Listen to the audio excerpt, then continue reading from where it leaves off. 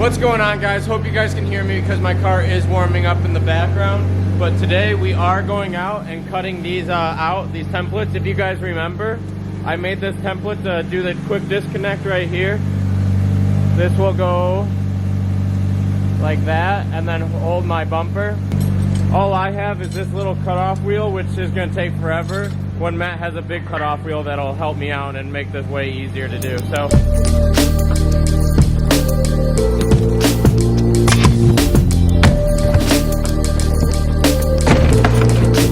stupid wind.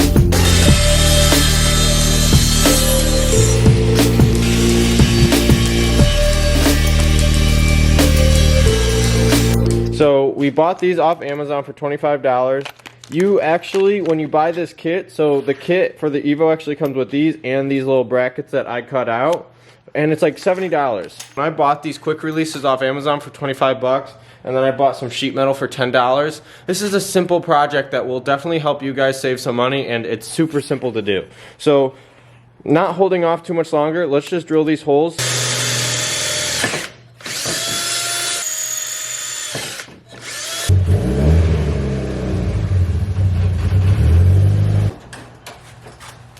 Alright, so a little bit of an issue.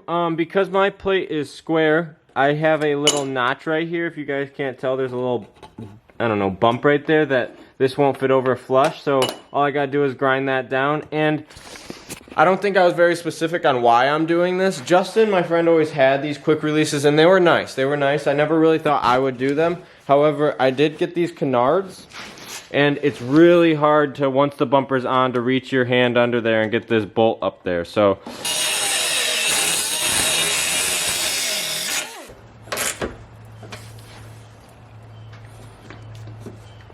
I know Justin's is a little bent, like it kinks in and then down. I'm not sure if I'll have to do that. I also wanted to mention that I am going to paint those black. I'm not going to just leave them metal because they will rust eventually. So I'm going to just blast them with black paint and call it good. I kind of figured while I have the bumper off, I might as well do the other side.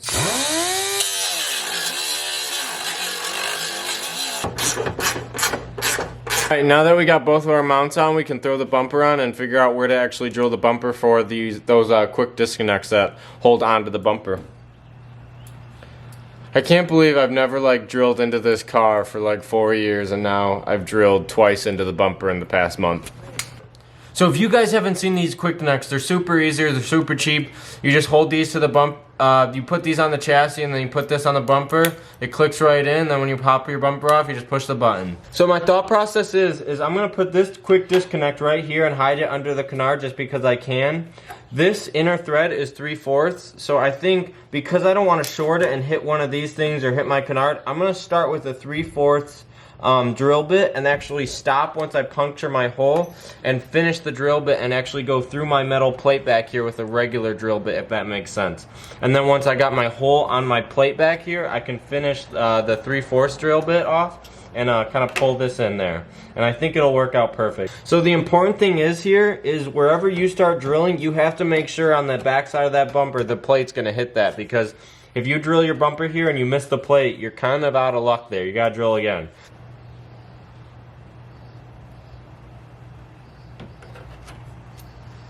Here goes nothing.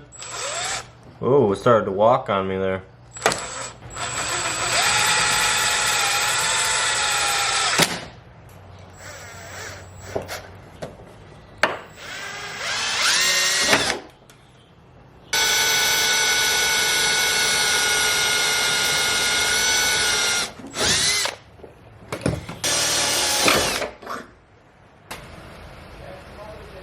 What up, Nate? We have some guests.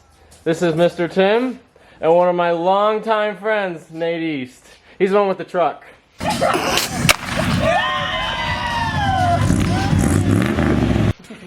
Alright, now we are about to drill the bumper.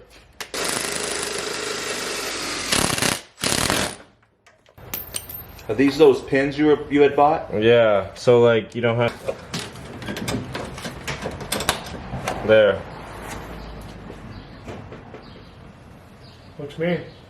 It didn't change much.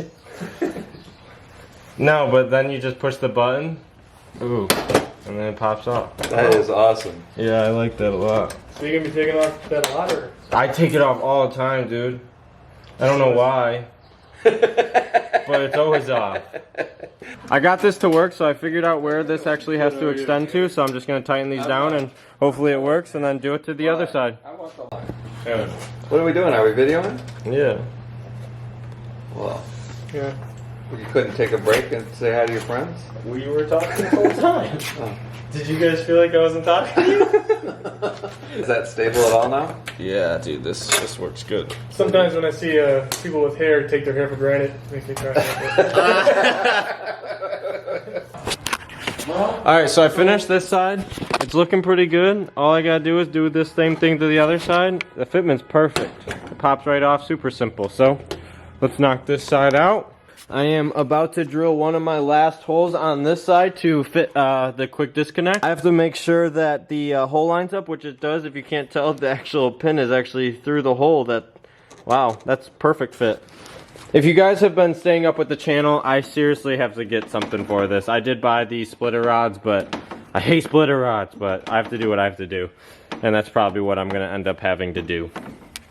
So just the test fit, you can tell there's quite a bit of sag in here. I'm gonna try to fix this. I'm gonna try to do something. The good thing about this is you can always kind of adjust your holes in the back. So don't worry if you mess it up and you have this sag, you can kind of always mess with it a little bit.